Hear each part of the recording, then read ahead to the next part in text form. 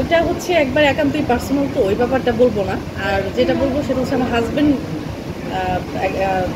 তার সম্পর্কে কিছু বলি। আমার হাজব্যান্ড জব করে, খুব সাধারণ একটা জব করে। আর বিয়েটা কিভাবে হয়?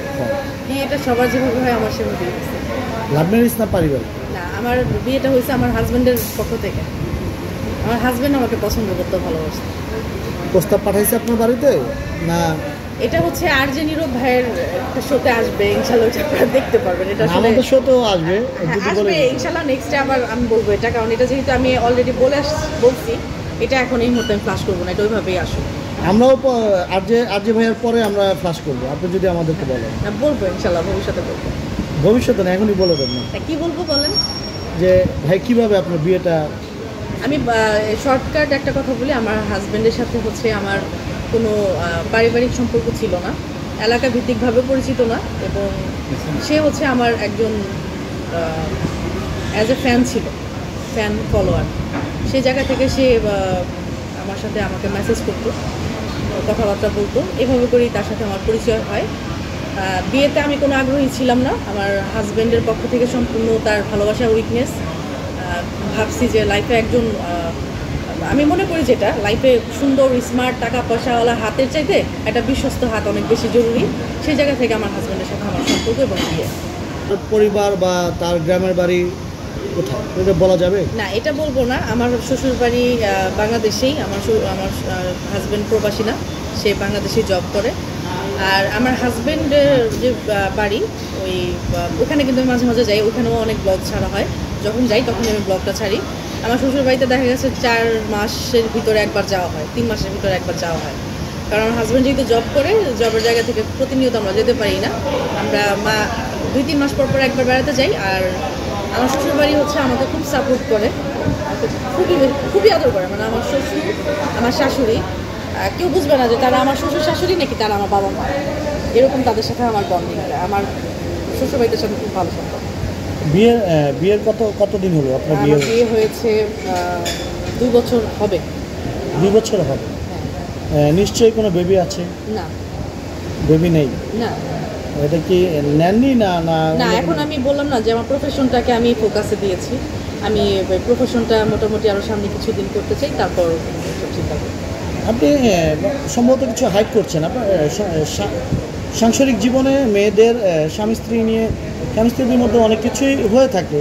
আমার হাজব্যান্ড আমাকে এতটা ভালোবাসে, এতটা আমার প্রতি উইক, তার সাথে আমার আজ পর্যন্ত উ থেকে শব্দটাও হয় না। এটা একবার অনেস্টলি রিভিউ দিচ্ছি, একবারে সত্যি কথা।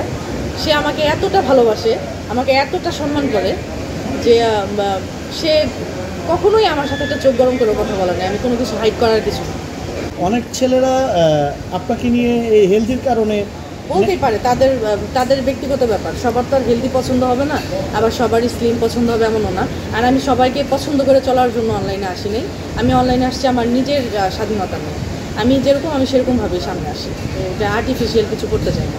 এবং অনেক স্লিমিং যারা বিক্রি করে প্রোডাক্টগুলো, তারা কিন্তু আমার সাথে মানে চুক্তিবদ্ধ হতে চায় যে আপু আপনি আমাদের প্রোডাক্টগুলো খান, সাথে তারা পেডও করবে, এবং স্লিমিং পাউডার বা ট্যাবলেট এগুলো খেয়ে আমি স্লিম হব, এরকম অনেক জায়গা থেকে আমার কিন্তু প্রমোশনের কাজ আসে। আমি এগুলো অ্যাকসেপ্ট করি না, কারণ এগুলো আমি পছন্দ করি না। এটা হচ্ছে আল্লাহর দান, আমি আল্লাহর প্রদত্ত দ্বারা এরকম।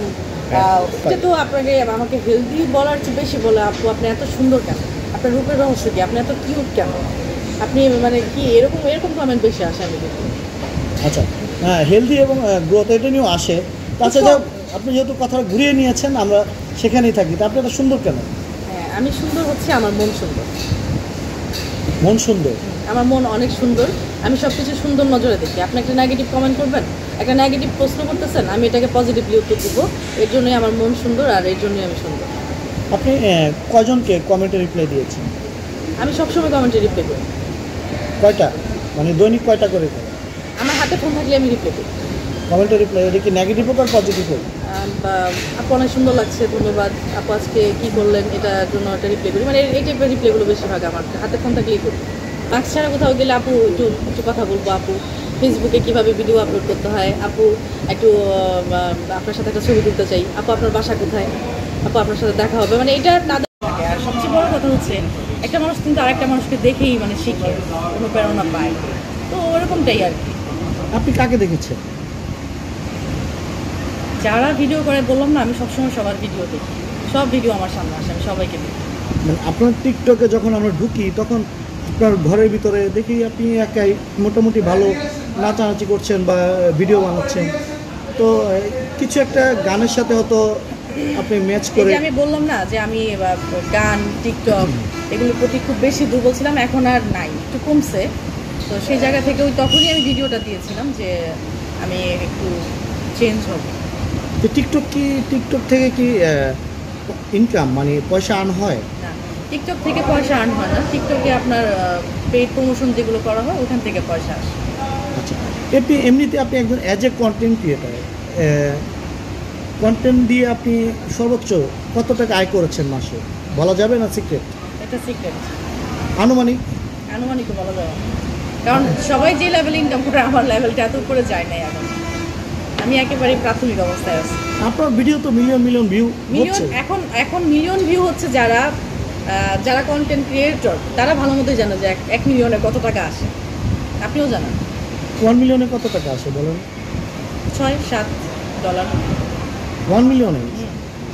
মিথ্যা কথা বলছি। না, মিথ্যা কথা না, মিথ্যা কথা না। আপনি যারা কন্টেন্ট ক্রিয়েট করে তাদের সাথে আপনারা আরেকদিন বসেন, তাহলে বুঝতে পারবেন। আমি 14 মিলিয়নে $1500 পাইছি।